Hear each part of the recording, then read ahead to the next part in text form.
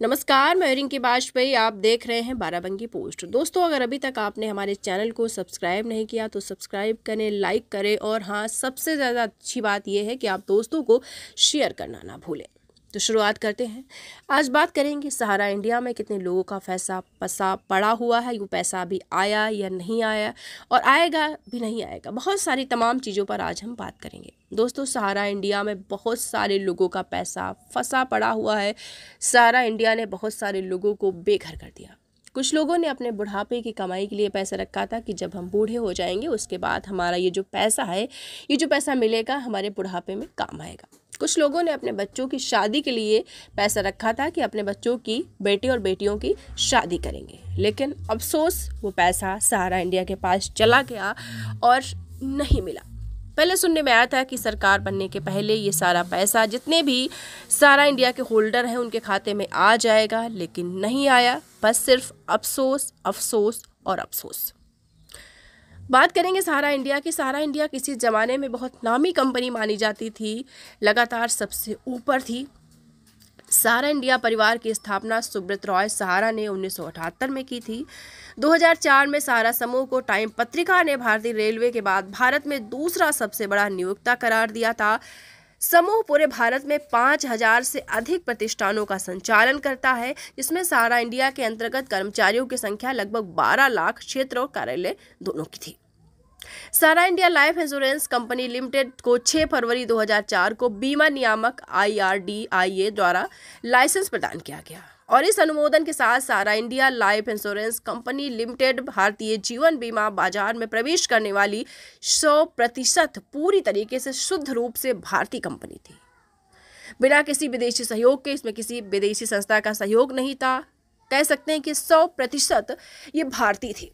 इसकी शुरुआत 157 करोड़ की शुरुआती चुकता पूंजी के साथ हुई थी, यानी 157 करोड़ राशि थी, उससे इसकी स्थापना हुई थी। इसी जमाने में सहारा इंडिया का नाम था। सहारा के पास एक साथ सबसे ज्यादा लोगों द्वारा राष्ट्रगान गाने का रिकॉर्ड भी है, जिस पर लोग भरोसा करते थे। तो लोग भरोसा करेंगे तभी तो वहां पर जाएंगे।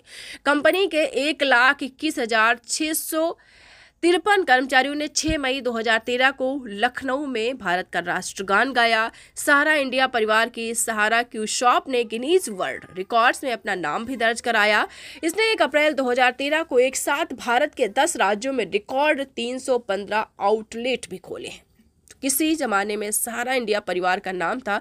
आप समझ सकते हैं कि एक साथ कंपनी ने 1,21,653 कर्मचारी जो थे, 6 मई 2013 को इन्होंने राष्ट्रगान गाया और उसका जो रिकॉर्ड है वो गिनीज बुक में दर्ज किया गया है।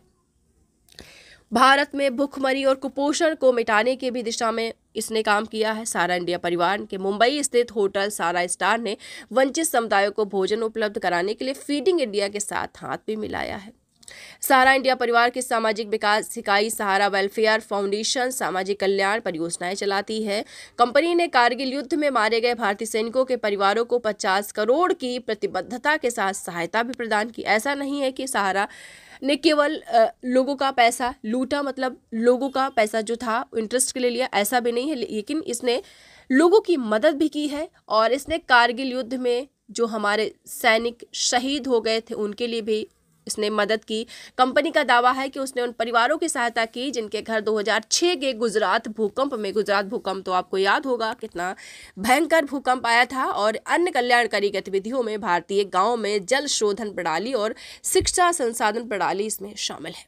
सहारा इंडिया ने बहुत लोगों का घर भी बसाया, बहुत लोगों की मदद की, लेकिन ये सबसे बड़ी कमी है कि लोगों से पैसा लिया और उसके बाद आज भी लोगों का पैसा नहीं दिया गया है। बहुत सारे लोग बेघर हो गए, बहुत सारे लोग रोड पर आ गए, कुछ लोग हार्ट अटैक की वजह से मर गए कि उनका जब पैसा नहीं मिला तो उनको हार्ट अटैक हो गया, इस वजह से मर गए, लेकिन पैसा नहीं मिला। अभी सुनने में आया था कि ऐप के ज़रिए हमको पैसा मिलेगा, लेकिन तब भी पैसा नहीं मिला। हमारी पूरी कोशिश रहेगी कि आपको पैसा कैसे मिले इसको बताने की। तो एक बार आपको फिर से बता दें कि क्या प्रोसेस होता है, आप कौन सा प्रोसेस करें, इस प्रोसेस से पैसे आपको मिलेंगे। तो दोस्तों आपको बता दें कि सुप्रीम कोर्ट के आदेश के बाद बनाया गया Sahara refund portal Sahara group of cooperative societies के वास्तविक जमाकर्ताओं को रिफंड करता है, ऐसा सुनने में आया है। जमाकर्ताओं को पहचान प्रमाण पत्र और दावा आवेदन केंद्रीय रजिस्ट्रार को प्रस्तुत करना होगा। इस प्रक्रिया में 45 दिनों के भीतर सत्यापन और SMS अधिसूचना शामिल है। कहने का मतलब अगर आप इसमें प्रोसेस करते हैं तो 45 दिनों के अंदर आपका पैसा आएगा। लेकिन मैंने बहुत लोगों से पूछा, उन्होंने यही कहा कि अभी तक पैसा वापस नहीं आया है। बहुत लोगों का यही रिस्पॉन्स है कि अभी तक पैसा वापस नहीं आया है। जी हाँ, आपको बताते चले।